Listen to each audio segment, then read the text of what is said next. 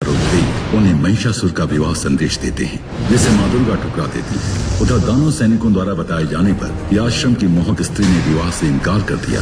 तब महिषासुर माया रूपी स्त्री के समक्ष और उपहार ले जाने का आदेश देता है। अब आगे।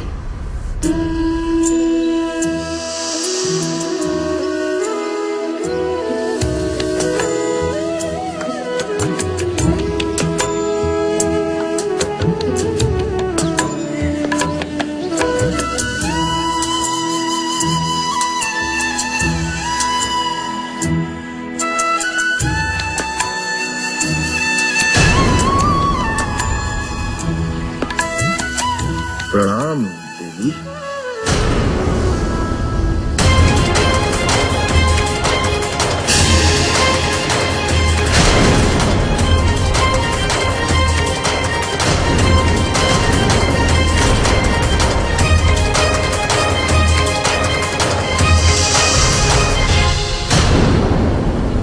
लगता है कि तुम्हारे स्वामी को तुम्हारे जीवन से मोह नहीं है। हमारे जीवन से अधिक अब उन्हें आपसे मोह हो गया है देवी। इसीलिए उन्होंने आपके लिए ये विशेष उपहार भेजे।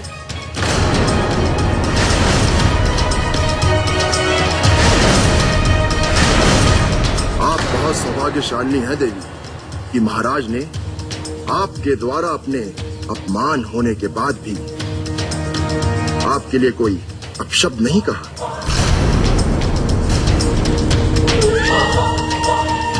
हमारे महाराज का विवाह प्रस्ताव स्वीकार कर लीजिए देवी।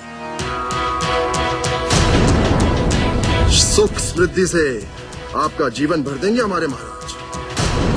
अब तक तो मुझे केवल संदेह था, किंतु अब मुझे पूर्ण विश्वास हो गया है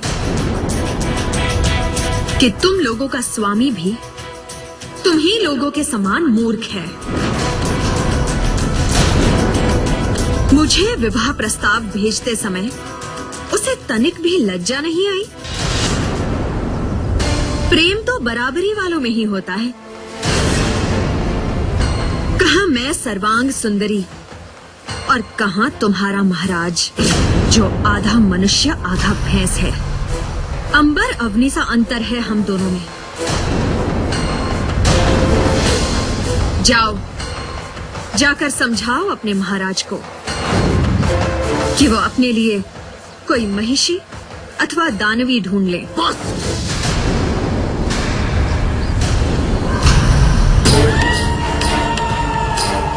अब एक शब्द भी मत कहना हमारे महाराज के विरुद्ध। मैं तुमसे अंतिम बार कह रहा हूं,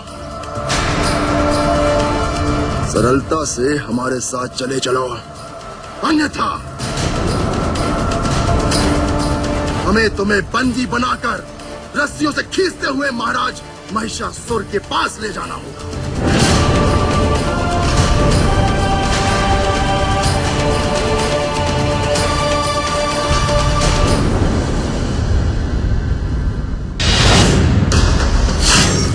तो यदि तुम मेरी मुक्ति बन के आए तो परिणाम तो प्रेम होगा, मरोगी तुम। अब समय आ गया है धर्म के मार्ग पर आने वाले छोटे छोटे घटकों को समाप्त करने के पश्चात एक बड़े अधर्म के विनाश का।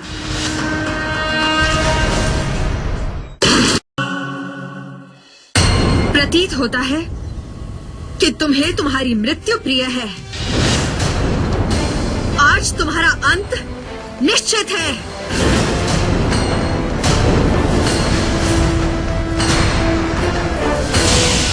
लगता है तुम केवल बल की ही भाषा समझोगे।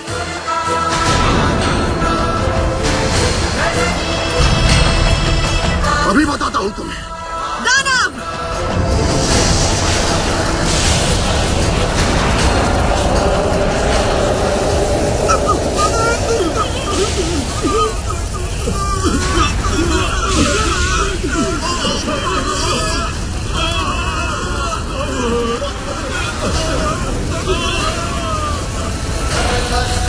मुझे अपनी जान बचाने के लिए यहाँ से जल्द निकलना होगा।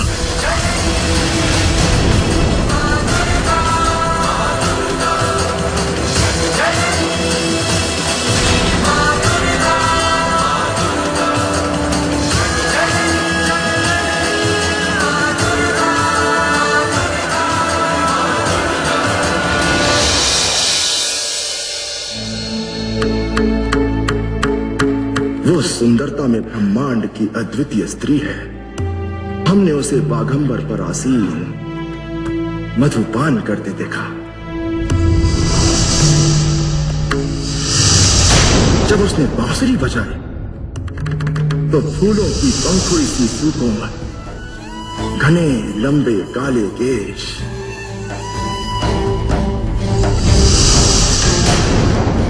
मृग के समान नयन, रक्ताभ अधर,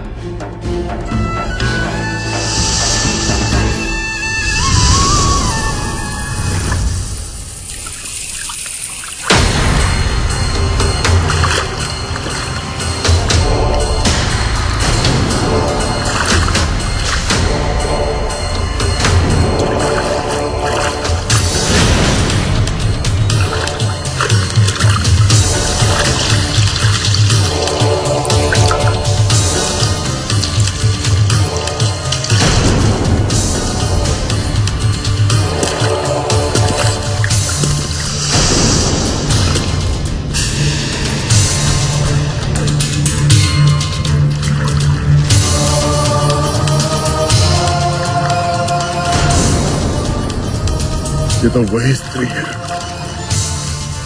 आज इसे छोड़ूंगा नहीं।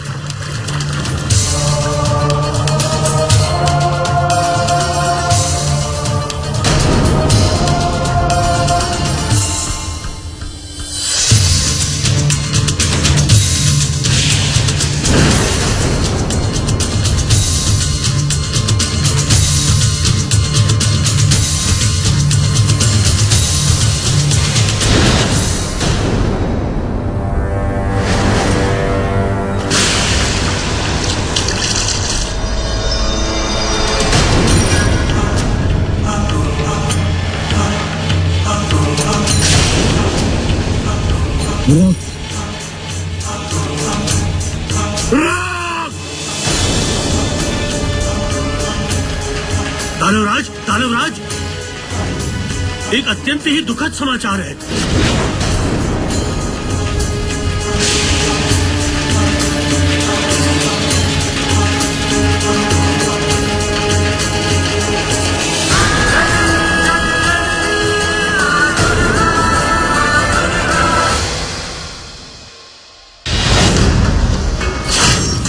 तो यदि तुम मेरी मृत्यु बन के आए तो परिणाम विपरीत होगा, मरोगी तुम।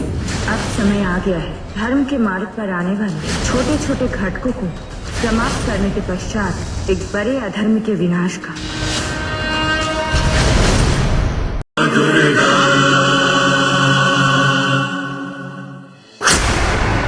कैसे? हाँ दानवराज, और मेरी ये दुर्गति भी उसी ने ही की है। महाराज, वो कोमलांगिनी रूपवती अवश्य दिखती है, किंतु वो अत्यंत ही भयानक है। जब वो क्रोध में आती है तो साक्षात काल बन जाती है। साक्षात काल। क्या? काल?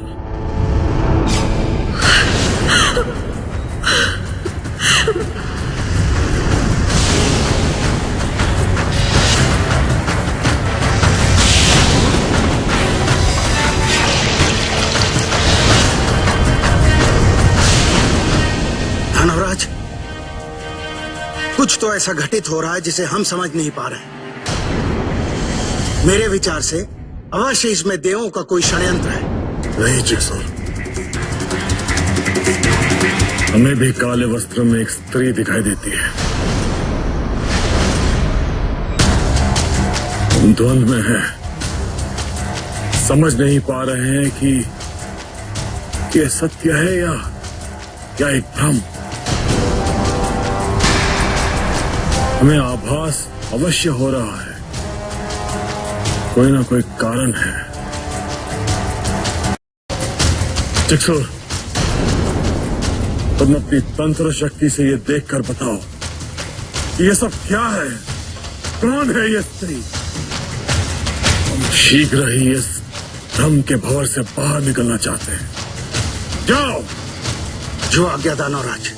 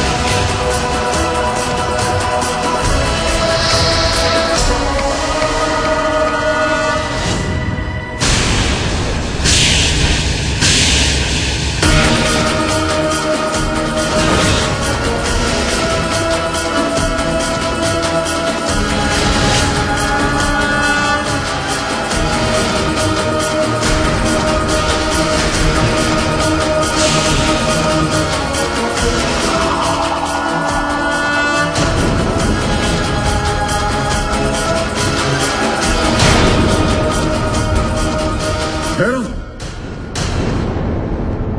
कौन हो तुम?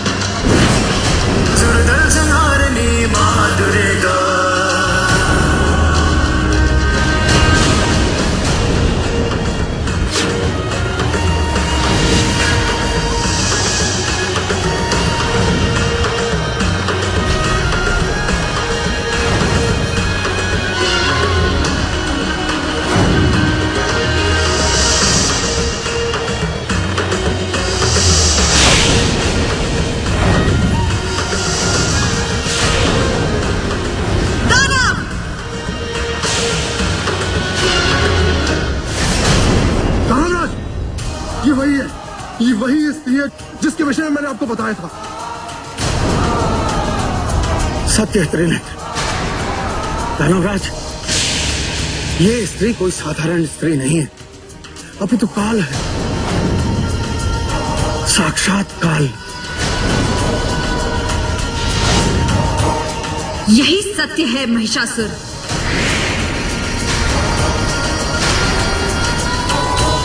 मैं तुम्हारा काल बनकर ही आई हूं।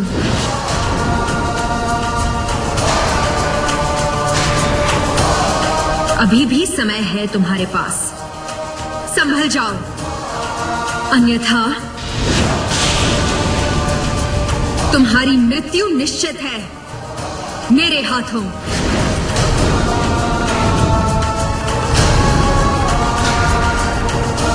तुम्हारी मृत्यु निश्चित है, निश्चित है, निश्चित मेरे हाथों, मेरे हाथ, मेरे हाथ, मेरे हाथ, मेरे हाथ, मेरे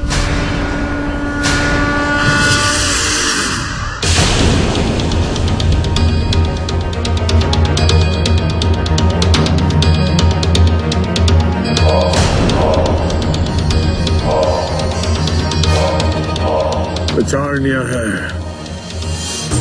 इन संपूर्ण घटनाओं का क्या रहस्य हो सकता है। देवताओं का अचानक अदृश्य हो जाना, तत्पश्चात उस सुंदर स्त्री का प्रकट होना, उपरांत मेरे मन में उस स्त्री के प्रति आकर्षण के भाव का जन्म लेना। यदि इन घटनाओं को तारतम्यता से देखें तो विरोधाभास की स्थिति उत्पन्न होती दिखाई देती है। अन्यथा महिषासुर के मन में श्रृंगार रस की उत्पत्ति नहीं, कदापि नहीं।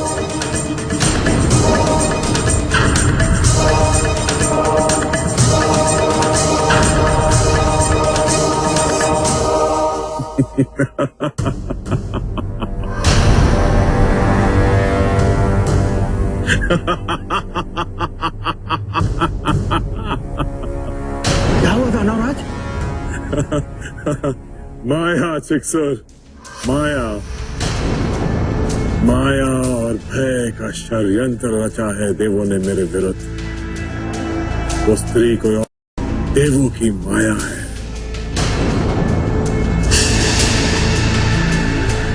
मेरे अंत का कारक वो देव भली भांति जानते हैं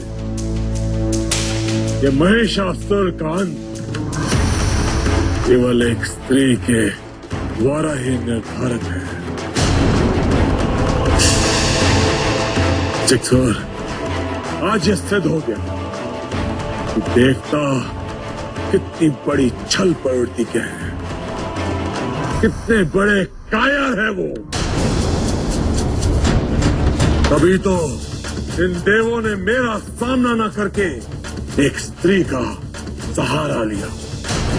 और देखो, वो स्त्री भी कितनी चतुर और मायावी है कि सर्वप्रथम मेरे मन में, जिसके मन में युद्ध के अतिरिक्त और कुछ जन्म नहीं लेता, उसके मन में प्रेम भाव जागृत किया। साथ मन में मृत्यु के भय को जन्म देने का प्रयास किया।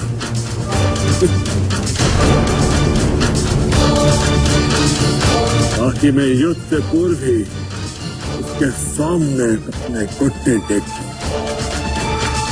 लेकिन है मायावी स्त्री, तेरी माया मुझे बांध नहीं सकती। तेरा भय महिषासुर के मन में बैठ नहीं सकता। तो यदि तुम मेरी मृत्यु बन के आए हो तो परिणाम विपरीत होगा। मरोगी तुम।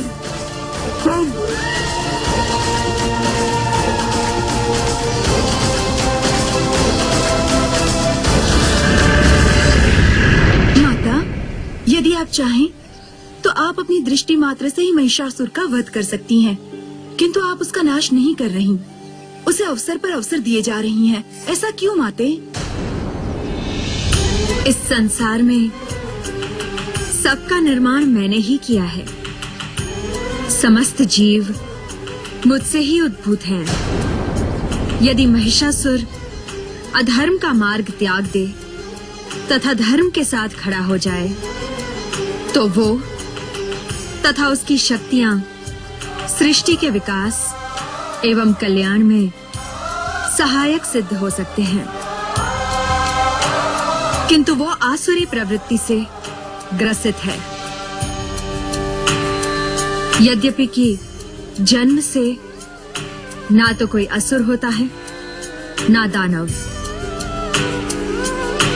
यही तो कारण है कि मैं महिषासुर को भी संभलने का अवसर दे रही हूँ।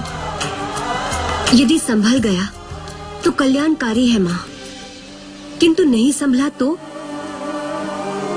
उसका अंत अवश्यंभावी है, संहार निश्चित।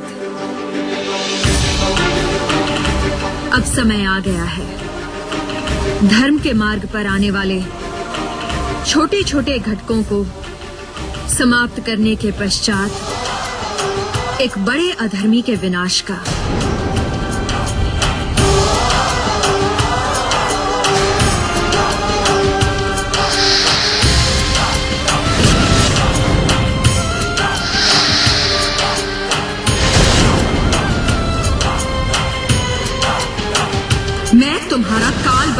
आई हूँ।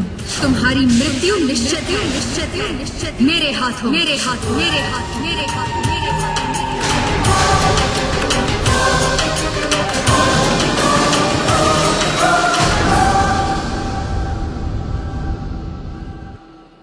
मूर्ख महिषासुर, मैं तेरा ही तो वध करने आई हूँ यहाँ। हाँ, युद्ध कर।